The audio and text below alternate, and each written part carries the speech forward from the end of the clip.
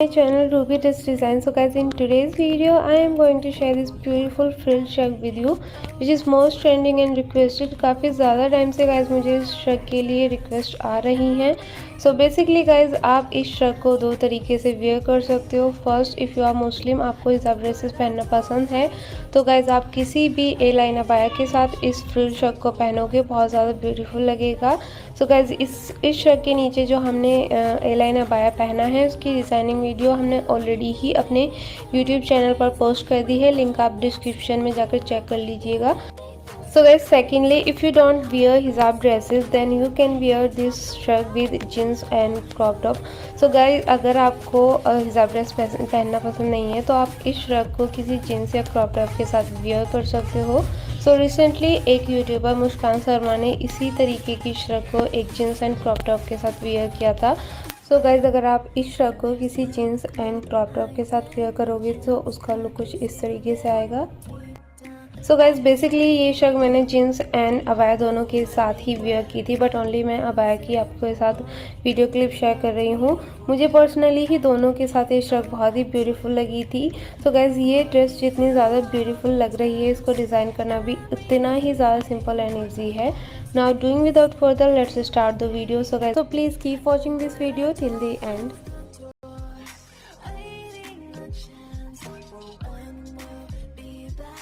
So guys यहाँ पर हम इस शर्ट के लिए 7 मीटर जॉर्जेट फैब्रिक यूज़ करेंगे.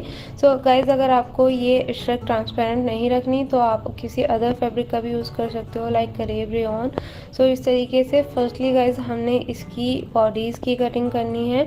सो गाइज़ हमने यहाँ एक फैब्रिक ले लिया, अबाउट 1/2 मीटर फैब्रिक ले लिया, जिसको हम यहाँ पर 4 फोल्ड कर लेंगे. सो गाइज़ आप देख सकते हो this is a 4 folded fabric here. 4 fold करने के बाद गाइज़ फर्स्टली हम इसकी बॉडीज़ की मार्किंग करेंगे. सो यहाँ हमने बॉडीज़ की लेंथ 15 इंचेस ले ली है. एंड गाइज 4 फोल्ड होने के बाद इस फैब्रिक की विद 11 इंचेस है. सो फर्स्टली गाइज हम शोल्डर के लिए मार्किंग करेंगे. So guys here I M marking 7 inches for shoulder.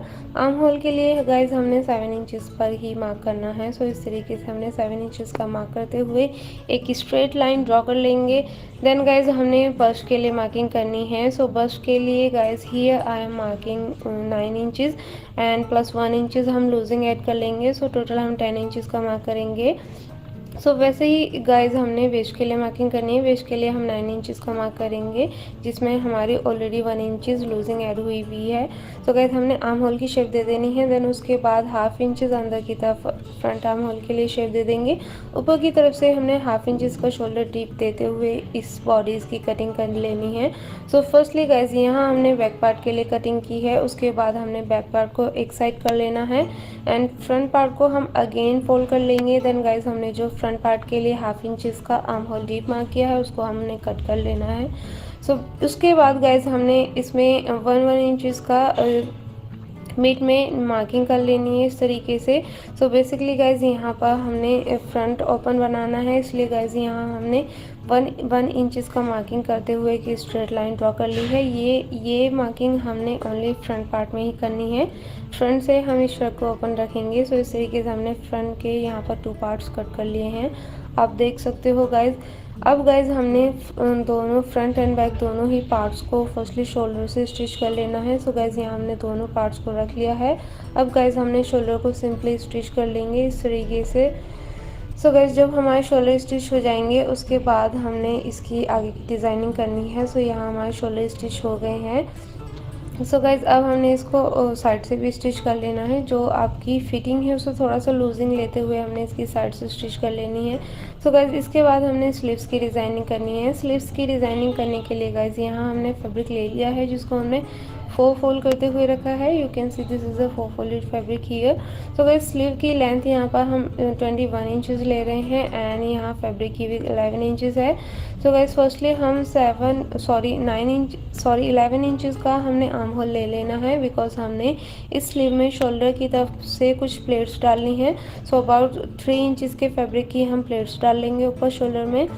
So guys कुछ इस तरीके से हमने 3 इंचेस का मार्क करते हुए उसमें छोटी छोटी प्लेट्स बना लेनी है एंड गाइस आगे की तरफ से हमने प्लेन रखना है।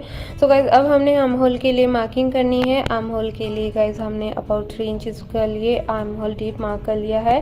देन गाइस हम इसकी रिस्ट मार्क करेंगे अबाउट 9 इंचेस पर। Then guys arm hole and wrist दोनों ही मार्किंग को स्ट्रेट कर देंगे।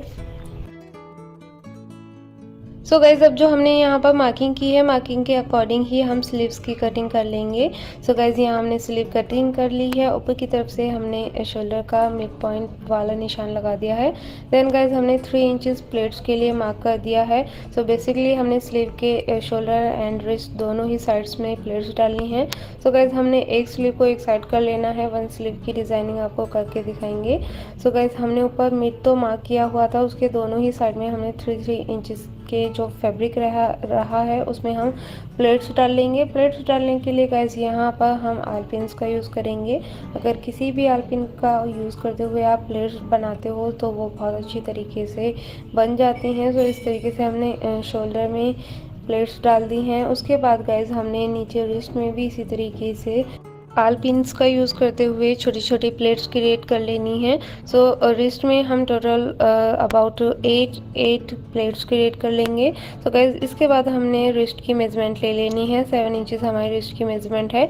सो गाइज हमने यहाँ पर 7 इंचेस स्लीव के जस्ट मिड में मार्क कर लेना है। बाकी बचा हुआ फैब्रिक हम स्टिचिंग के लिए छोड़ देंगे। सो गाइज अब हमने आर्म होल राउंड भी मेज़र कर लेना है। सो बेसिकली प्लेट्स डालने के बाद आर्म होल राउंड की लेंथ 17 इंचेस आई है। सो जो कि नॉर्मल स्लीव्स के लिए, नॉर्मल आर्म होल के लिए इनफ है। सो गाइज अब हमने जो नीचे स्टिचिंग के लिए फैब्रिक छोड़ा उसमें छोटे छोटे कट्स लगा लिए हैं। ऊपर की तरफ से गाइज हमने अबाउट 3 इंचेस का मार्क लगा देना है।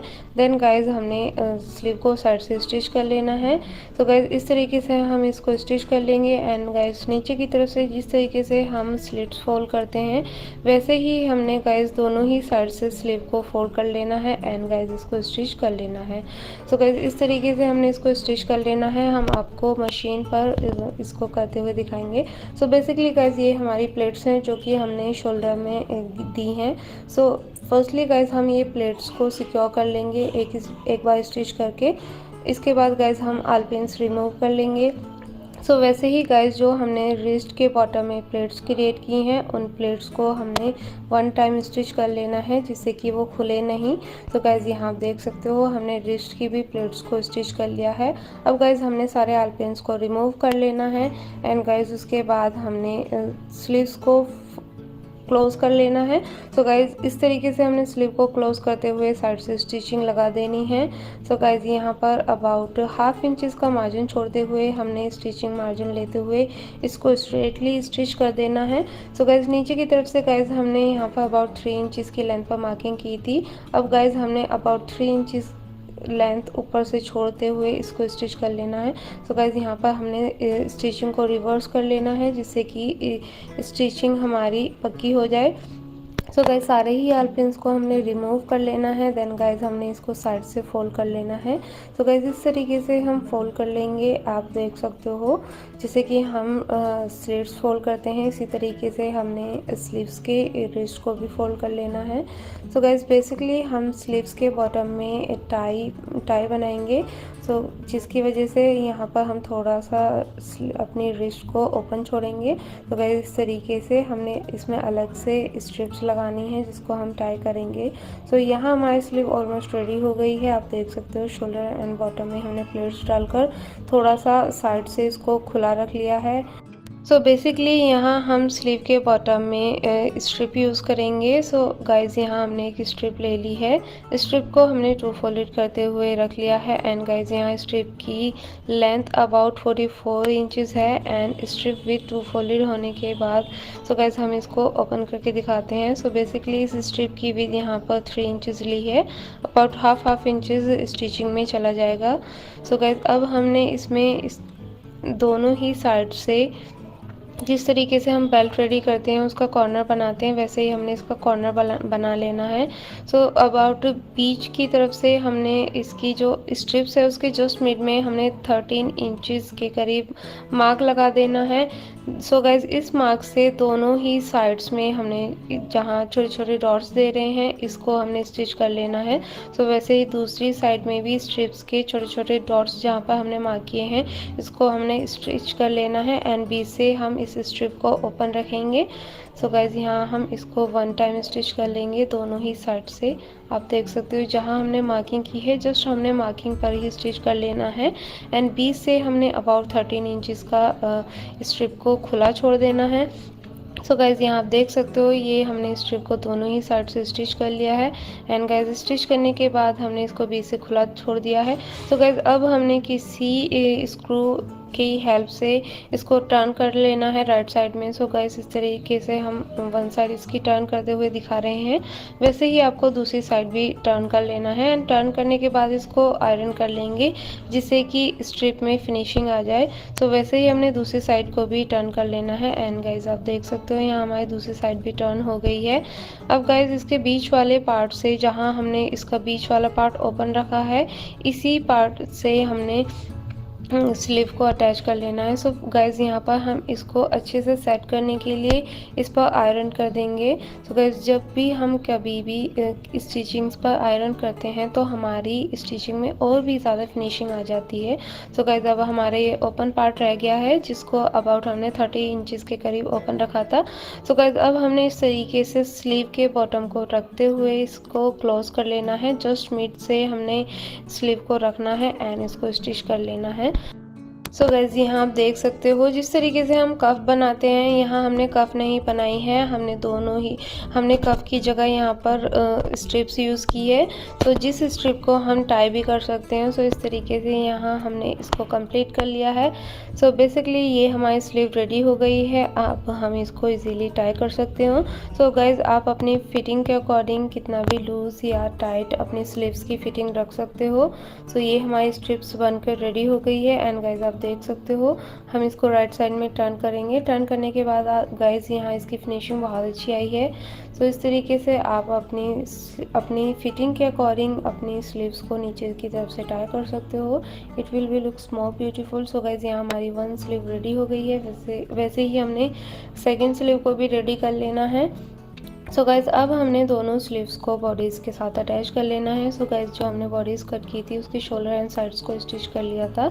उसके बाद गाइज़ हमने बीच से इसको ओपन रखा हुआ है, अभी नेक की डिज़ाइनिंग नहीं की है जो हम आगे जाके करेंगे।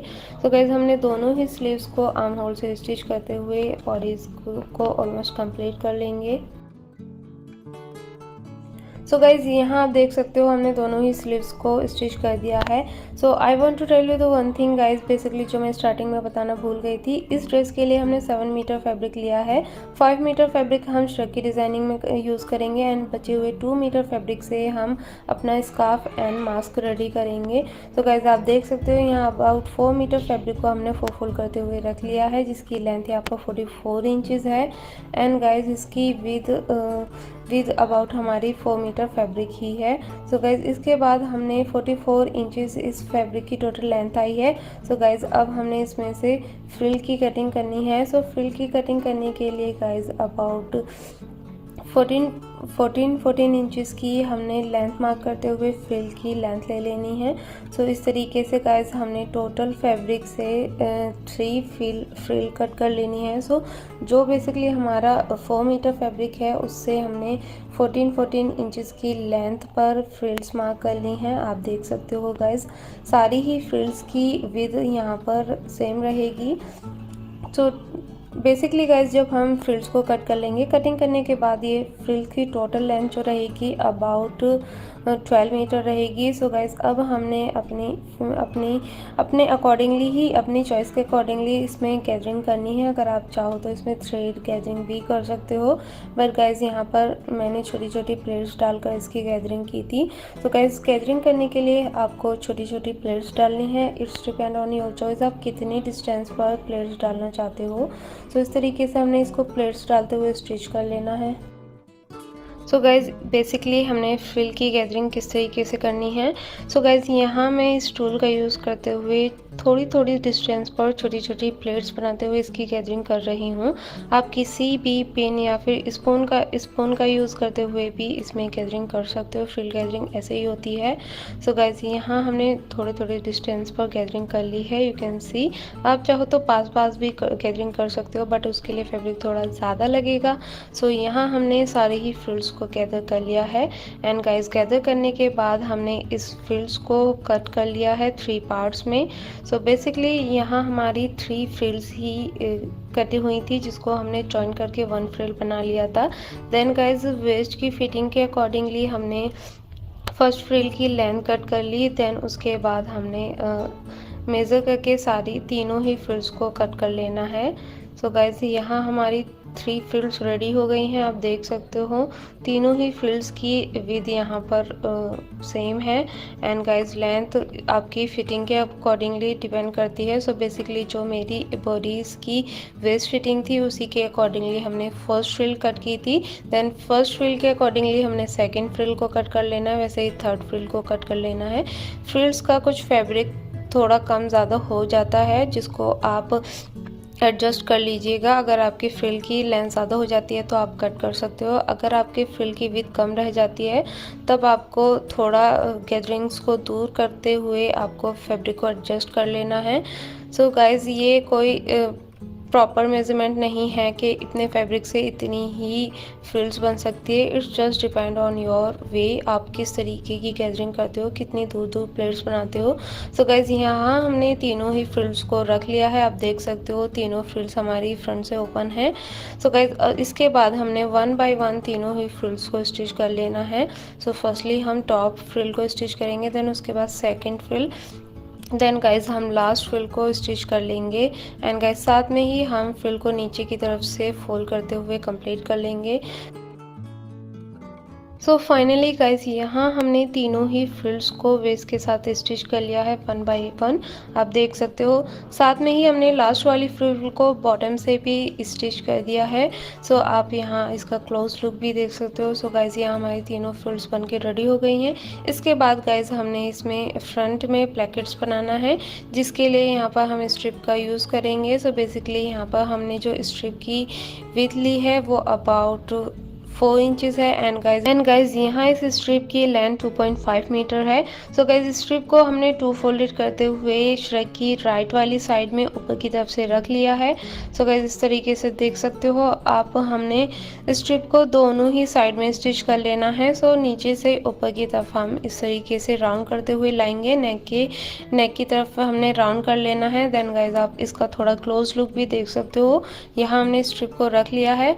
एंड गाइज रखने के बाद हम इसको स्टिच कर लेंगे। सो बेसिकली गाइज आपको ऐसा समझ नहीं आएगा, हम आपको क्लोज से इसकी स्टिचिंग बताएंगे। सो गाइज यहाँ हमने स्ट्रिप को ओपन करके रख लिया है। एंड जो श्रग हमने रेडी की है, श्रग की राइट वाली साइड एंड स्ट्रिप की राइट वाली साइड को मैच करते हुए हमने रख लेना है। स्ट्रिप के वन साइड में अबाउट 1/2 इंचेस का मार्जिन छोड़ते हुए हमने इसमें स्टिचिंग लगानी है। सो गाइज आई होप आप क्लियरली देख पा रहे होंगे। यहाँ हमने स्ट्रिप को 2 फोल्डेड करते हुए नहीं रखा है, सिंगल स्ट्रिप पर ही हमने स्टिचिंग लगानी है। नीचे की तरफ से एक्स्ट्रा स्ट्रिप को हम कट कर लेंगे। इसे नीचे की तरफ से फोल्ड करते हुए इसको स्ट्रेटली स्टिच कर लेंगे। सो गाइज यहाँ आप देख सकते हो हमने स्ट्रिप को वन साइड से स्टिच कर लिया है। सो गाइज़ वन साइड से स्टिच करने के बाद ये कुछ इस तरीके से आई है। एंड गाइज़ अब हमने क्या करना है, जिस तरीके से हम किसी ट्राउज़र वगैरह का वेस्ट रेडी करते हैं वैसे ही हमने स्ट्रिप को फोल्ड करना है। सो दूसरी साइड से हमने हल्का सा 1/2 इंचेस का फोल्ड करते हुए इसको बंद कर लेना है। एंड गाइज़ जो हमने फर्स्ट स्टिचिंग दी है उसको हमने अंदर की तरफ इंसर्ट करते हुए स्ट्रिप को ऊपर की तरफ से क्लोज कर लेना है। एंड गाइज़ इस पर एक और स्टिचिंग लगा देनी है। सो बेसिकली गाइज अगर हम स्ट्रिप को इस तरीके से स्टिच करेंगे सो जो हमारी स्टिचिंग पहली स्टिचिंग है वो अंदर की तरफ दब जाएगी। एंड गाइज इसमें बहुत ही अच्छी फिनिशिंग आएगी। सो बेसिकली गाइज जब हम कभी भी प्लेकेट वगैरह रेडी करते हैं सो इसी तरीके से रेडी करते हैं जैसे कि हम इस स्ट्रिप को रेडी कर रहे हैं। सो गाइज आपको इस तरीके से फैब्रिक को, जो हमारी स्टिचिंग वाला फैब्रिक है, उसको अंदर की तरफ दबाते हुए हमने फ्री हैंड से इसको स्टिच कर लेना है। सो गाइज आप यहाँ देख सकते हो इसकी फिनिशिंग कितनी अच्छी आई है। जो हमारा स्टिचिंग वाला फैब्रिक था वो कम्प्लीटली अंदर हाइड हो गया है।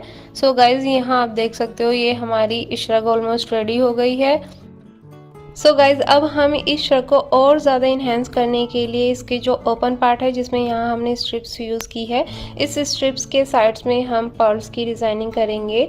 सो for this designing here I am using these big size pearl. So guys यहाँ हम डिज़ाइनिंग के लिए बिग साइज़ के पर्ल यूज़ करेंगे।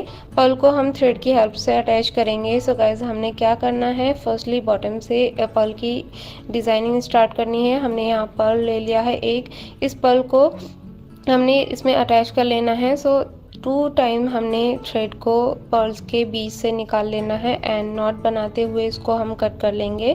सो गाइज इस तरीके से। सो यहाँ हमने 1 पर्ल लगा लिया है। इसके बाद गाइज हमने सेकंड पर्ल के लिए डिस्टेंस मार्क कर लेनी है।